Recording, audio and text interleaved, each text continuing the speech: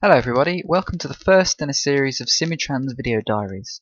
As promised on the forums, I'll be showing you around my Great Britain map and talking about how it was made, and in general talking about simulation in Simutrans. Now I've already made a few spotlight videos of this map where I show off particular parts of the network, but I decided it was time for something a little bigger picture where I talk about the map in general.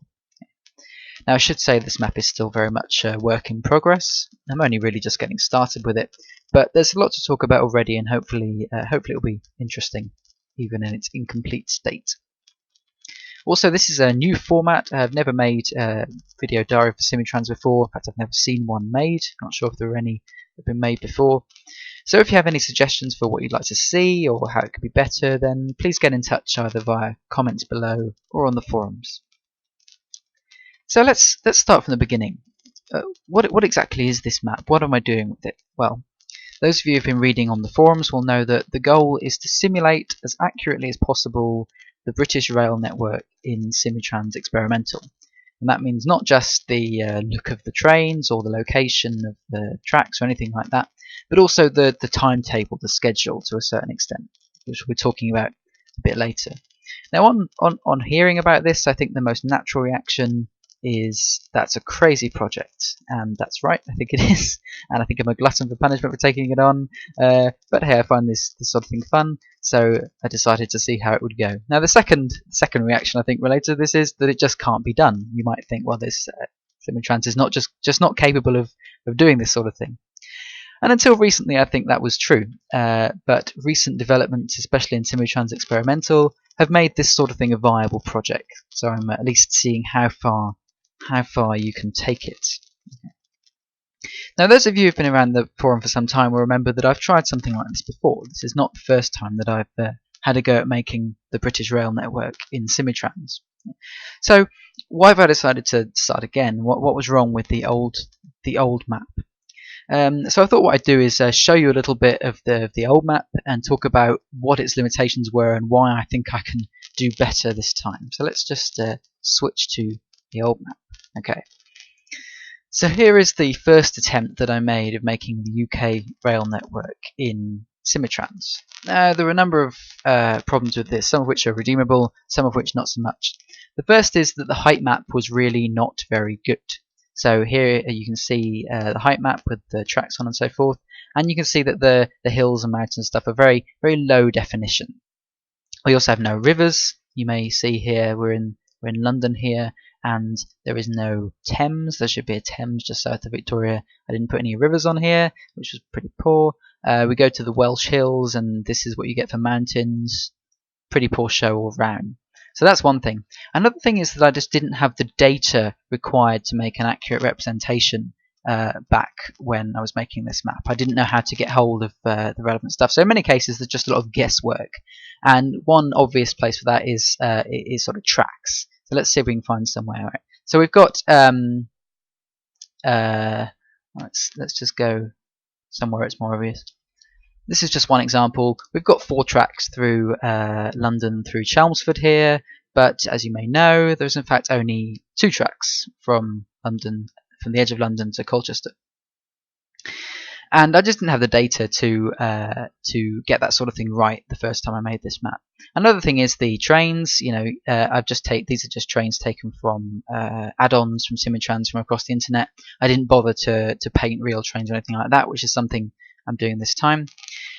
A more major shortcoming of the first map was that a couple of years ago when I was making this, it just wasn't possible to simulate schedules in Simutrans in the way that it is now, even in the experimental version.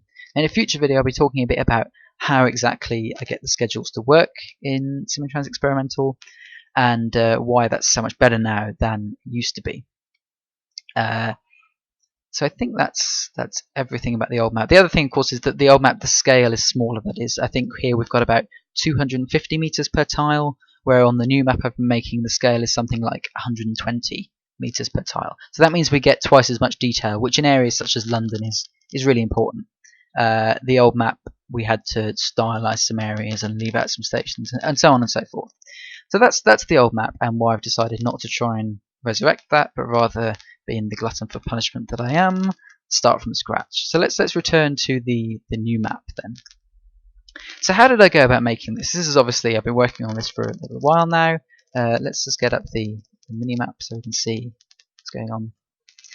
The first thing that I had to do was get the height map data. Now I've done that through the I think it's called the SRTM data, which is available freely online. It's height map digital elevation model data, which you can make into Simutrans height maps. I'm not going to talk here about how to do that. There's some tutorials on the forum that I'll link to. We may talk about that another time. But you can see by looking at this that it's a great improvement on that last map. Let's go and see some Welsh hills, for instance. And we can see this is all like proper height map data in a way that it wasn't before. I've also added plenty of rivers. Hope you can let's put that in the middle. Hope you can see that now. If we go into London, we can see that we have the Thames here, right? See the Thames, and there's Canary Wharf and so on and so forth here. So that's all a great improvement to start with. As I mentioned, we've got a bigger scale. We've got about 120 meters per tile here, which allows for much greater accuracy, especially in areas like central London. Now, you'll notice that I'm using kind of modified version of Simutrans Pack 64 graphics here, which includes lots of different add-ons from different places and lots of buildings that I've kind of edited from other places. Now, one natural question is, why on earth aren't I using the British pack set? Now, those of you who play Simutrans will know that one of the most interesting pack sets is Pack 128 Britain, which has an experimental version as well. And you might think that if you're making a Great Britain map, the most obvious thing to use would be the British pack set. So why aren't I using that? Well, there are two reasons why I decided not to use that.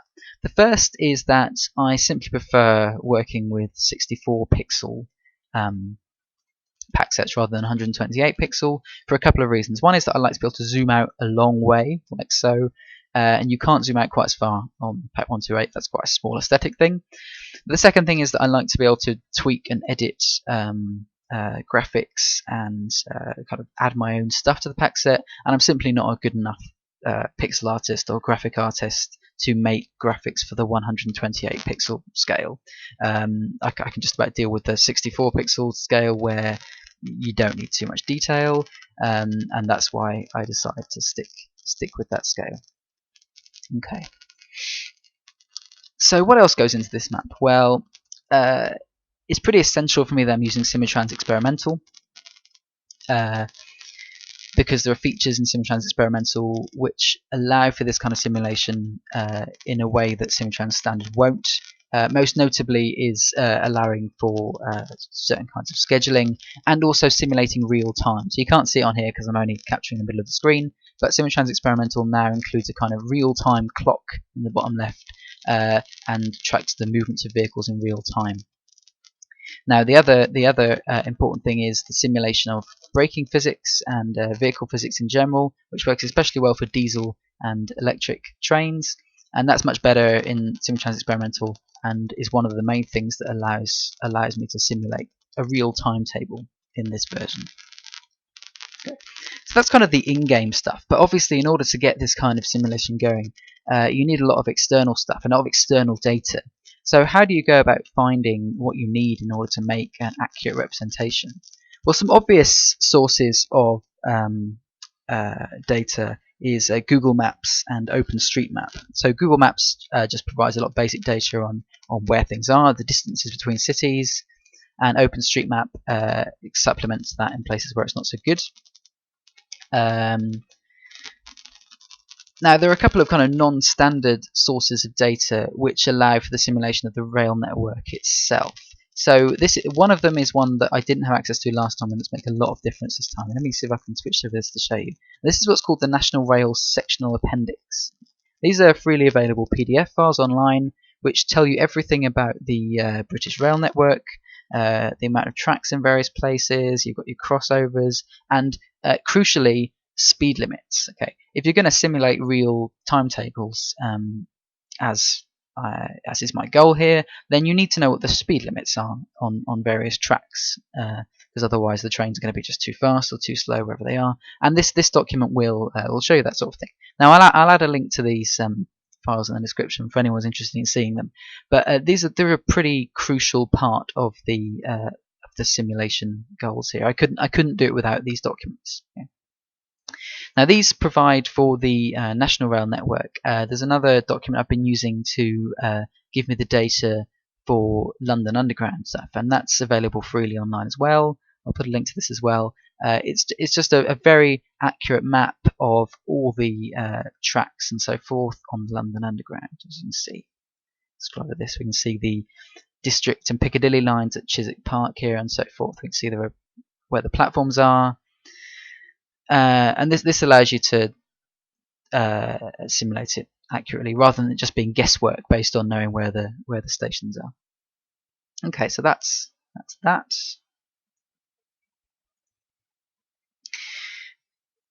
One more thing I wanted to talk about in this initial video was the limits of simulation of this map. Where does the simulation end? Okay. Well, there are a few things that are kind of a little more inaccurate than you might perhaps want, but you know, your limits of simulation have to end somewhere. The first is at major termini in London, such as Liverpool Street here, because the scale is 120 meters per tile, it's simply not possible to put all the platforms adjacent to one another above ground. So you can see we've only got 4 platforms here, where in fact there are I don't know, what, about 18 platforms at London Liverpool Street. So the rest of them are below ground. So if we go to Stratford here, we can see that the main line, fast lines here, go underground at Stratford, and then that leads to perhaps 6 or 8 more platforms underground. I'll talk a little bit more about how that works underground in another video, but just to highlight, that's one of the limits of simulation here, and that happens at most of the termini. Waterloo only has 6 platforms, but of course there are about 20 platforms at Waterloo, so the rest are underground here. Okay. Another is the cities themselves, right? So I haven't taken the time to accurately build every single road in a city, but rather I've just built as many buildings as were necessary within the city limits. Right? So at a scale of 120 meters per tile, you simply couldn't possibly simulate every single road, and indeed it would just take far too long. I mean, building the cities is already the most time-consuming aspect of and the most punishing aspect of making a map like this. I mean, look at the size of London here, the amount of buildings that I've had to manually place in order to do this again. So any more accurate than this would simply be masochism, I think. And one other thing is, I talked about how this map aims to simulate a real timetable, and that's right up to a point. Okay? So what I'm simulating is an off-peak timetable in a kind of arbitrary hour, sometime between about 11 a.m. and 2 p.m. Okay? So I'm not simulating the distinction between peaks and off-peaks or anything like that. That would be just too difficult given the current setup where lots of units would have to go back to a depot in between peak and off-peak. That just really can't be done given the state of Simutrans at the moment. Another thing is that means lots of kind of occasional services, occasional extensions of services won't be running. I'll just be running kind of the core route. So here's one example. Since we're at Marylebone here, the occasional extensions of Chiltern services to destinations like Kidderminster and Stourbridge won't be running. I'll just run all the services to Birmingham, Snow Hill and Moor Street. Another example is if we move over to King's Cross. The occasional services from King's Cross to my place of residence, Aberdeen, won't be running. Instead, I'll just run the half-hourly service from King's Cross to Edinburgh, and then the ScotRail services from Edinburgh to Aberdeen. Okay. There are going to be a few exceptions to that, but on the whole, it's not very easy to run occasional services like that. So it'll just be the regular ones that are running. But nevertheless, we'll be simulating a pretty accurate timetable, and hopefully that'll all work pretty well. So as you can see, the map is so far pretty sparsely populated with trains. I've been kind of hovering around the areas where we have some trains, that is around Waterloo, Liverpool Street and Fenchurch Street. Mostly up to now I've been focusing on getting the tracks placed and cities placed, but I kind of succumbed to temptation and started wanting to place a few trains.